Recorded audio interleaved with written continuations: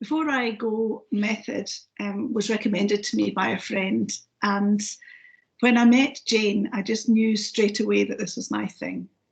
Learning about a good death, teasing out my thoughts around death, and creating a plan.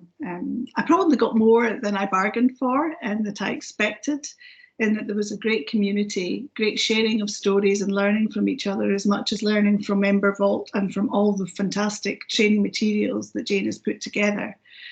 My own experience of death had left me with a desire to do things thoughtfully, naturally, and problem-free for those that I love and those that I'll be leaving behind. As I went through the programme, I learnt an awful lot about death and dying, and it took the fear away. Taking control of it and having a plan made perfect sense. And I've come away with a plan, and I've come away with very deep thinking about my third act in life and my end of life. And I want to have a good life. I want to have a good death. And I want to get a gold star for my children for that stage in my life of when I die, being organised and left in a good state for them.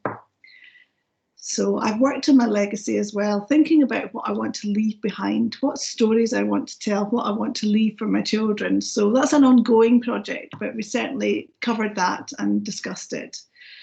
So learning about what happens when you die and what the art of the possible is and what you can and can't do has been really, really helpful in building that picture and that story. And I now have a plan and a death file that's very detailed, and I'll revisit that as time goes on.